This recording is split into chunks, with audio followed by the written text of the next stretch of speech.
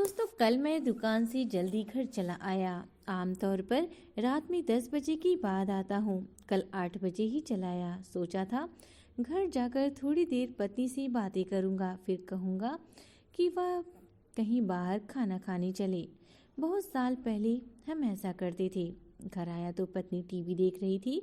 मुझे लगा कि जब तक वो ये वाला सीरियल देख रही है, कंप्यूटर पर कुछ मेल चेक कर लूँ। मैं मेल चेक करने लगा। कुछ देर बाद पत्नी चाय लेकर आई तो मैं चाय पीता हुआ दुकान के काम करने लगा।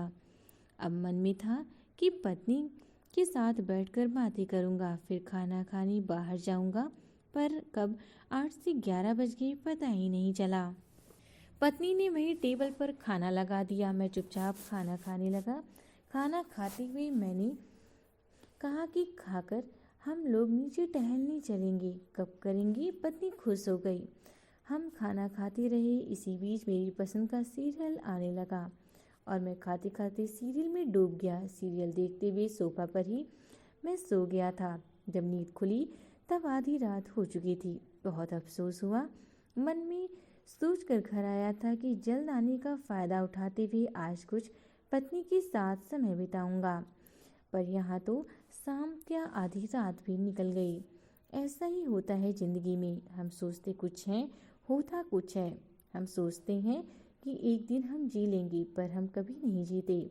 हम सोचते हैं कि एक दिन ये कर लेंगे, पर नहीं कर पाते। आधी रात को सोफे से उठा, हाथ मुंह धोकर बिस्तर पर आया तो पत्नी सारा दिन के काम से थकी हुई सो गई थी। मैं चुपचाप बेडरूम में कुर्सी पर बैठकर कुछ सोच रहा था।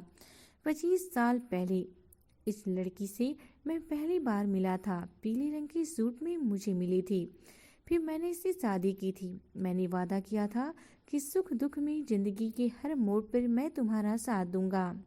पर ये कैसा साथ? मैं सुबह जागता हूँ, अपने काम में व्यस्त हो जाता हूँ। वो सुबह जागती है, मेरे लिए चाय बनाती है। चाय पीकर मैं कंप्यूटर पर संसार से जुड़ जाता हूँ। वो नाश्ते की तैयारी करती है, फिर हम दोनों दुकान के काम में लग जाते हैं। मैं दुकान के लिए तैयार होता हूँ, वो साथ में मेरे लंच का इंतजाम करती है, फिर हम दोनों भविष्य के काम में लग जाते हैं। मैं एक बार दुकान चला गया तो इसी बात में अपनी सांस समझता हूँ कि मेरे बिना मेरी दुकान का काम नहीं चलता। वो अपना काम करके डिनर की तैयारी करती है। देर रात में घर आता हूँ और खाना खाते हुए निहाल हो जाता हूँ। एक पूरा दिन खर्च हो जाता है जीने की तैयारी में। वो पंजाबी सूट वाली लड़की मुझसे कभी कोई शिकायत नहीं करती। क्यों नहीं करती मैं नहीं जानता, पर मुझे खुद से शिकायत है। आदमी जिससे सबसे ज़्यादा प्यार करता है, सबसे कम उसी की परवाह करता है। क्यों? कई दफ़ा लगता है कि हम खुद के लिए अब काम नहीं करते। हम किसी अज्ञात भय से लड़ने के लिए काम करते हैं। हम जीने के पीछे जिंदगी बर्बाद करते हैं। कल से मैं सोच रहा हूँ वो कौन सा दिन होगा जब हम जीना शुरू करेंगे।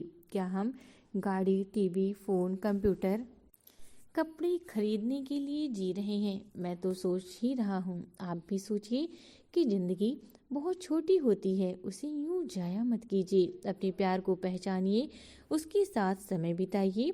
जो अपनी माँ बाप, भाई बहन, सगे संबंधी सबको छोड़ आपसे रिश्ता जोड़ आपके सुख दुख में शामिल होने का वादा किया, उसके सुख दुख को पूछिए तो सही। एक दिन अफसोस करने से बेहतर है सच को आज ही समझ लेने की।